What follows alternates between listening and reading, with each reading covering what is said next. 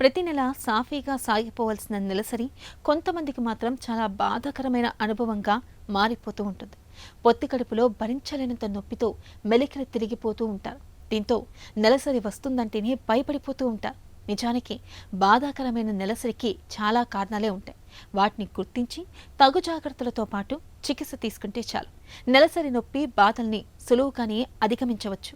వైద్య పరిభాషలో డిస్మోనోరియాగా పిలిచే బాధాకరమైన నెలసరికి కారణాలు, పరిష్కార మార్గాల గురించి డాక్టర్ని అడిగి ఇప్పుడు తెలుసుకుందాం.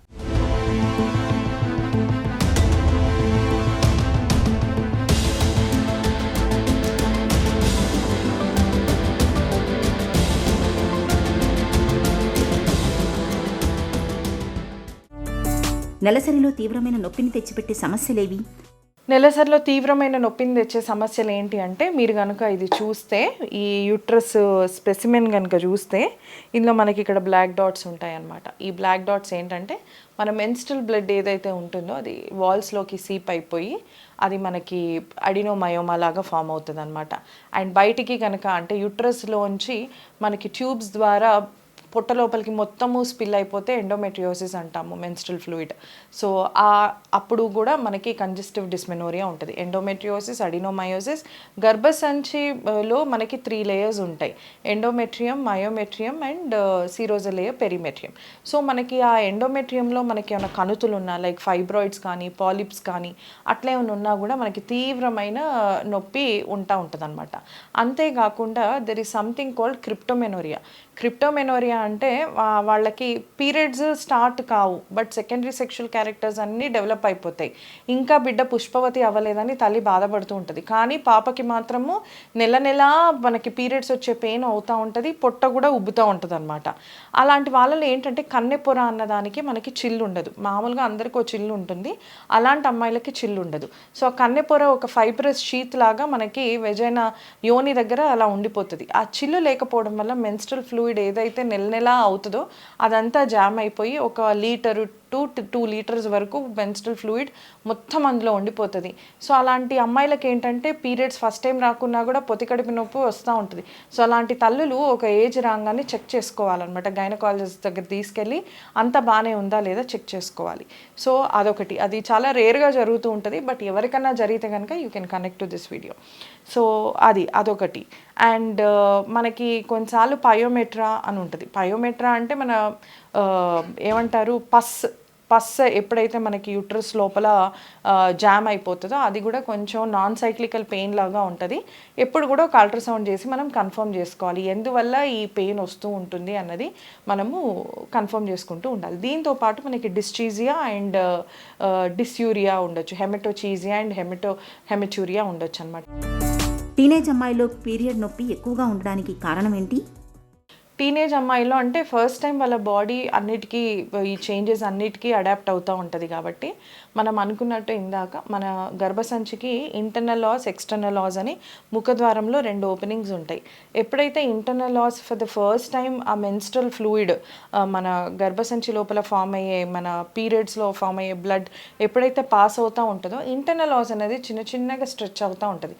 ఆ చిన్నగా స్ట్రెచ్ అయ్యేది చాలా పెయిన్ వస్తూ ఉంటుంది అనమాట అమ్మాయిలకి. ఆ ఏజ్లో ఒక 2-3 ఇయర్స్ తర్వాత అలవాటు అయిపోతుంది. పిల్లలు కన్నాక ఇంటర్నల్ లాస్ డెలివరీ తర్వాత అది మంచిగా స్ట్రెచ్ అయిపోయి సెట్ అయిపోతుంది. కాబట్టి పూర్వకాలంలో ఈ నొప్పులన్నీ మీకు పెళ్ళయ్యాక తగ్గిపోతాయిలే అని చెప్పేవాళ్ళు. ఎందుకు తగ్గిపోతాయి అంటే uterus is adapted to so many changes like pregnancy, post pregnancy.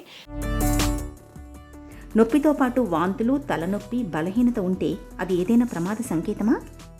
So much of endocrine disruption around us, like plastics వల్ల కానీ, మనం తినే ఆహారం వల్ల కానీ, లేకపోతే పాలిస్టర్ క్లోదింగ్ వల్ల కానీ, మేకప్ల వల్ల కానీ, deodorants, hair spray, body spray, lipsticks, cheap quality lipsticks, heavy metal lipsticks, plastic pads, ఇవన్నిటి వల్ల మన బాడీ చాలా ఎండోక్రైన్ డిస్రప్షన్కి గురవుతుందన్నమాట.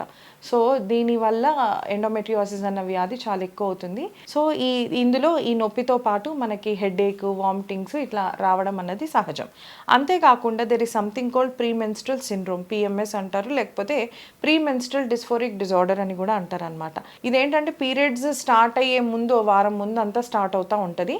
పీరియడ్స్ టైంకి వచ్చేసరికి నొప్పి విపరీతంగా ఉంటుంది. పీరియడ్ రాగానే వెంటనే ఈ సిమ్టమ్స్ అన్నీ తగ్గిపోతాయి. బాధాకరమైన నెలసరులు భవిష్యత్తులో గర్భధారణపై ప్రభావం చూపిస్తాయా? డెఫినెట్గా అండి. ఎందుకంటే మనకి అడినోమయోసిస్ కానీ, ఎండోమెట్రియోసిస్ కానీ, ఫైబ్రాయిడ్ కానీ, పాలిప్ కానీ, మనకి ఒక పిండం వచ్చి గర్భసంచిలో కూర్చోవాలి అంటే దానికి పిచ్ రెడీగా ఉండాలి, క్లీన్గా ఉండాలి. అక్కడ గడ్డలు కానీ, లేకపోతే కణుతులు కానీ, లేకపోతే ఇట్లా అడినోమయోమా డిసీజ్ ఇట్లాంటి ఏమైనా ఉన్నా, ఎండోమెట్రియోసిస్ డిసీజ్ ఉన్నా కూడా పిండం ఫామ్ అవ్వడం కూడా ప్రాబ్లమే, పిండం ఫామ్ అయినా వచ్చి కూర్చోవడం కూడా గర్భసంచిలో ప్రాబ్లమే.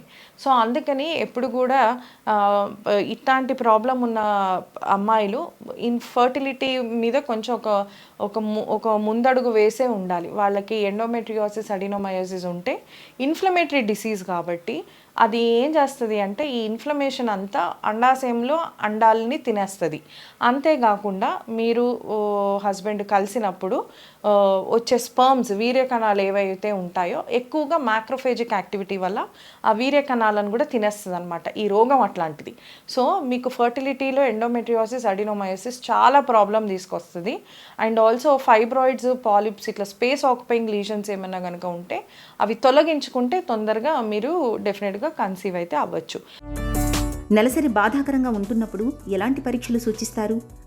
పెయిన్ఫుల్ పీరియడ్స్ ఉన్నప్పుడు first CA-125 which is insignificant, but క్లినికల్గా కోరిలేట్ చేసుకుంటే సమ్టైమ్స్ ఇట్ బికమ్ సిగ్నిఫికెంట్.